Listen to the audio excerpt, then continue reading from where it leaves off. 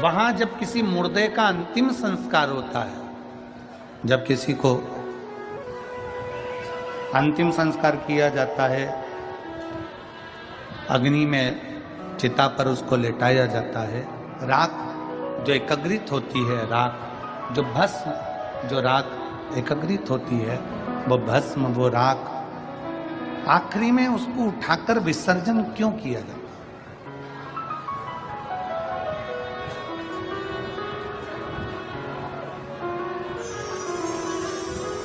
इधर का तो नहीं मालूम हमको, पर हमारे उधर का मालूम है कि तीसरे दिन राख को समेटने के लिए जाते हैं। इधर भी जाते हैं राख समेटने के लिए, खारी समेटने के लिए, अस्थियां संचय के लिए जाते हैं। किस लिए? क्यों? काय के लिए? कोई भी सनातन धर्म के अगर अंदर कोई भी चीज हो रही है, जैसे अस्थि संचय हो रही है या राख एकत्रित कर कर विसर्जन कर रहे हैं या कोई भी चीज हो रही है, सनातन धर्म में यह शास्त्र से विमुख नहीं है, शास्त्र के अंतर्गत है।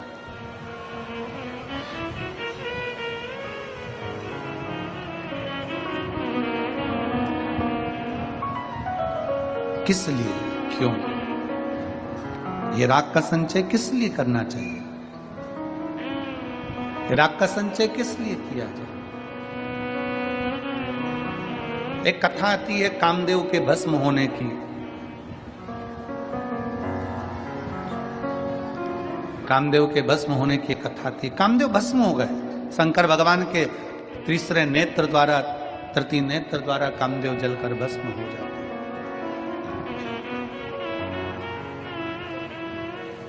थोड़ी सी भस्म, थोड़ी सी राख पड़ी हुई है,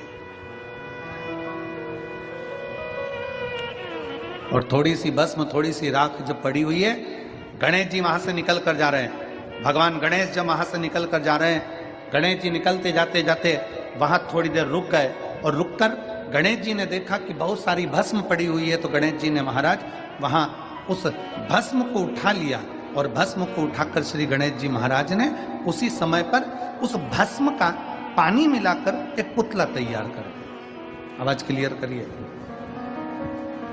भस्म का एक पुतला तैयार कर दिया।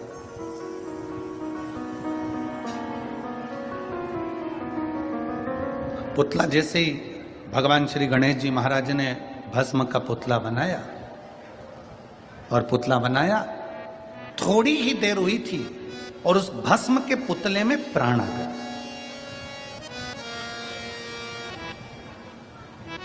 भस्म के पुतले में प्राण आए और पुतला चीखने लगा।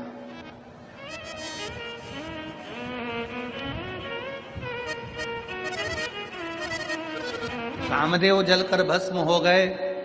कामदेव का अगले जन्म का माता रति को वर भी दे दिया गया, सब कुछ। माता रति को वर भी दे दिया गया, सब कुछ।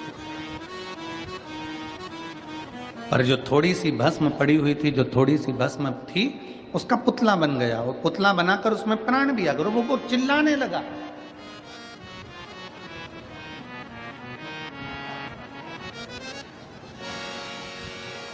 इतना चिल्लाया कि ब्रह्मा जी तक कानों में शब्द पहुंच गए।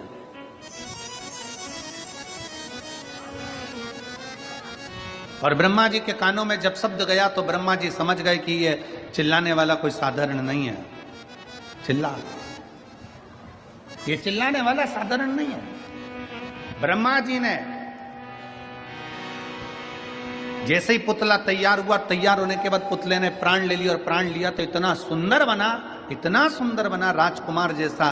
पर जन्म लेते से ही वो चीख रहा था, चिल्ला रहा था। तो ब्रह्मा जी ने उसका नाम भंडासुर रख दिया। कामदेव की भस्म का पुतला गणेश जी ने बनाया। राख लगे उस पुतले का जन्म हुआ, एक बालक ने जन्म लिया, एक राजकुमार के रूप में, और उसका नाम भंडासुर रख दिया। भंड भंड भंड भंड ब्रह्मा जी चिल्लाए तो उसका नाम भंडासुर।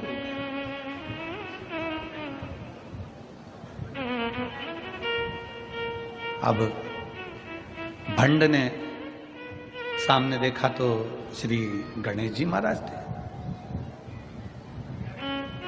भंड ने सामने देखा श्री गणेश जी बैठे हुए हैं, अष्ट विनायक, रिद्धि सिद्धि के दाता, बुद्धि के दाता, स्वयं श्री गणेश जी महाराज बैठे हुए, स्वयं श्री गणेश जी विराज।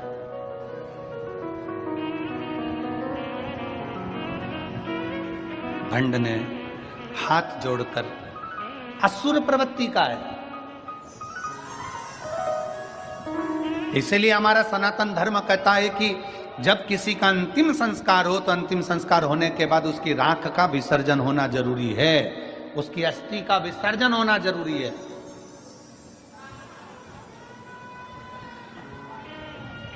कौन असुर का क्या भाव वहां प्रकट हो जाए कोई से नहीं कह सकते। कौन असुर का? भंडासुर पैदा हो गया, जन्म ले। गणेश जी के हाथ जोड़कर बोला गणेश जी महाराज से, महाराज जी मैं आपके चरणों में पड़ा हूं, मेरा जन्म मैं नहीं जानता।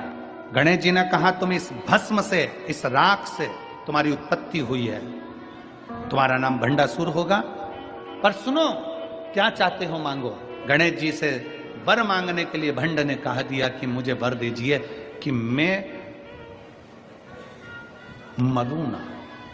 गणेश जी ने कहा देख भाई, कोई भी वर देने की सामर्थ्यता मुझ में नहीं, वर देने की सामर्थ्यता मुझ में नहीं है। शिव महापुराण की कथा कहती है, घर में अगर कोई बुजुर्ग है तुम्हारे, घर में अगर कोई पिता है तुम्हारे, घर में तुम्हारी माता है, घर में तुम्हारे ताऊ हैं, घर में तुम्हारी ताई है, घर में तुम्हारे चाचा हैं, घर में तुम्हारी चाची हैं, घर में तुम्हारे काका हैं, काकी है, कोई घर में बुजुर्ग है, कोई घर में तुम्हारा सास ससुर बैठा है, घर में कोई बुजुर्ग बड़ा बैठा है, तो शिव महापुराण की कथा कहती है पूजन में, सत्कार में, आदर में सबसे पहले घर के बड़ों को आगे रखना चाहिए। सबसे पहले घर के बड़ों को आगे रखना चाहिए।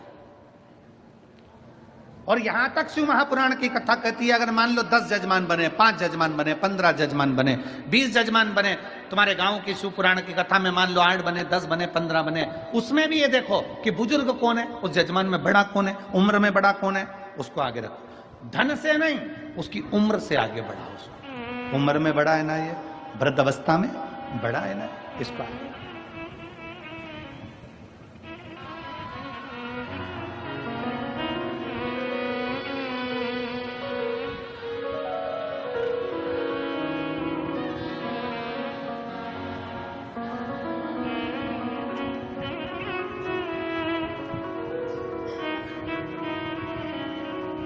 घर के बड़ों को अग्रण्य रखिए, घर के बड़ों को अग्रण्य रखो, पर घर के बड़ों से ये आस मत रखो कि हमको इतना धन देंगे। 3 शिव महापुराण की कथा कहती है 3 से कोई आस मत लगाओ। पहला, अपने माँ बाप से कोई आस मत लगाओ, जिन्होंने तुमको इतना शरीर दे दिया, जन्म दे दिया, पाल पोस के बड़ा कर दिया, उससे क्या आस लगा। अपने माता पिता से कोई आस मत लगाओ, उन्होंने जन्म दे दिया,